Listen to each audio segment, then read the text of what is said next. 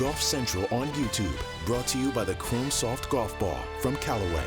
Yeah, I mean, only hitting 3 fairways today and coming out with 65 is a bit of a bonus. But, you know, with the golf course being so soft, like, it's almost an advantage to be playing out of the rough going into some of these greens, because you know the ball's not going to spin. I'm not saying I was trying to aim for the rough, but I think a lot of the tee shots I was just being super aggressive, because I knew in the back of my mind if I was in the rough, I wasn't really being penalized for it. So, you know, the golf course is certainly not playing the way it played in 2020. That was not my approach a few years ago here. But, hopefully with the wind and the sun, the golf course starts to firm up a little bit and starts to play a little bit more like how I think it should play.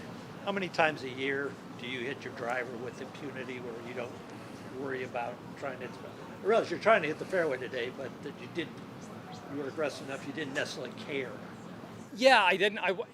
Not that I didn't care, but it was more, it's a nice comfort blanket to have, I guess, to swing a little harder at it. Yeah, I wouldn't say there's many. Yeah. There's a few courses on tour where you can sort of swing away at it and know that if you miss a fairway, you're usually going to be okay. But and it's not as if, I rode my luck a little bit. I got decent lies in the rough, and from there, I was able to get club on the ball and control my distance okay. So, going into the next 3 days, I'd love to hit more fairways. Are you more pleased to play such efficient golf, or more alarmed by the 3 fairways hit? Oh no, way more pleased to play efficient golf. I don't lose a lot of confidence with the driver. One bad day is not gonna make me lose any sleep. Will you hit the range now and work on that, or not really? Long day already. I've got 7 more rounds in these playoffs. I'll just conserve my energy. Just curious, Roy, you talk about not preference, but okay in the rough and the fairway. Was the rough difficult around the greens? Yeah, it's a little gnarly. The greens than it was on the fairway. Yeah, it's a little gnarly around the greens. It's sort of growing in a lot of different directions. It seems like the rough on either side of the fairways is all growing down green. So like you're going to get a decent lie more times than not, and then you can get club on the back of the ball and sort of control your distance a little better. And then playing with Lucas Glover, how would you contextualize what he's done the last couple of weeks and how impressive that is? Yeah, it's been unbelievable. I saw a thing from Data Golf a couple days ago where I think he's like the 9th best ball striker in the ShotLink era from like 2004. So, we know he's got the tools from tee to green. It was just a matter of him trying to figure out how to get the ball in the hole, and using this long putter, he's certainly started to figure it out. So yeah, it's great to see. He's a great guy. You're not going to find one person out on tour that has a bad thing to say about Lucas, and I think everyone's been happy to see him play so well. Sahith, how would you characterize the round today? Man, I hit it really, really well.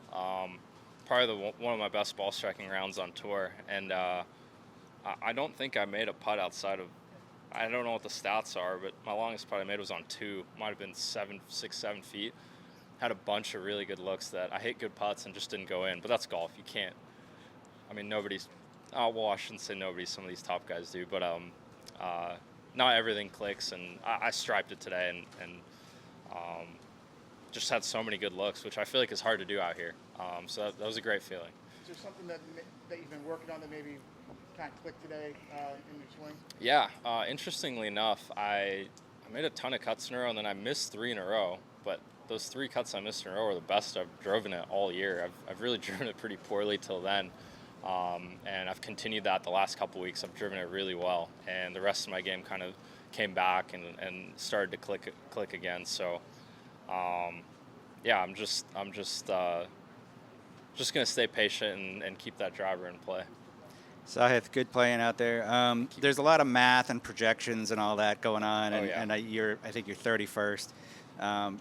How hard is it to ignore all that stuff, or do you actually pay attention to it? Yeah, I think it's impossible to ignore. I think everyone would be lying if they didn't know exactly where they stood and not exactly, but somewhat of an idea what it's going to take to get to next week. But it's another thing where I'm just going to try and put my best foot forward and have as good as a week as I can and have the best prep. And if I'm in position back 9 on Sunday, that's when I'm really, really looking. maybe earlier. Maybe this situation probably sometime on Sunday at the start of the round too. But it's nice to draw off of the experience I had last year, because I knew exactly kind of what I had to do last year, the last round, and I did that. So it's impossible to ignore, but at least these first 2-3 rounds, it's just another golf tournament. It's 50 guys, so it already feels like, you're reaping the rewards of a good season a little bit already. So I'm definitely paying attention to it, but not sweating it too much. Collin, that was a pretty clinical looking round on the scorecard. How would you describe it out there today? Clean and boring golf. That's what we've been looking for. That's the kind of golf you want. I might have left a couple out there, but I'm not going to be complaining. 3 under at Olympia Fields. If I continue to shoot 3 under, I think we're going to be close to the lead come Sunday. So, I think if I just continue what I did today, keep it in the fairway, keep giving myself chances to make some putts, and hopefully a few more drop, and just have it go your way. If you look back a couple of months, had you been doing something to get to this point, to get this consistency? What's changed for you? There's been a lot of work, a lot of just tinkering, a lot of guesswork, a lot of trial and error, and it has been over the past couple of years, and I think it's just about refining what works, right? And that's the toughest part, is that it might work on the range, but it might not work in the tournament or on the golf course, and you got to learn how to play golf. At the end of the day, it doesn't matter how pretty it looks, you just got to get the ball in the hole in as many strokes, and that's been the focus. It doesn't have to look perfect, just find a way to get the ball in the hole. Was there one sort of shot that was perfect for you out there today? The tee shot on 16, the par 3.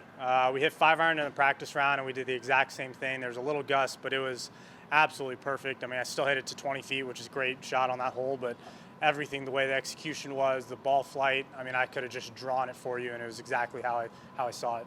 Didn't do much work in between the Open and Memphis, so I was pretty rusty last week.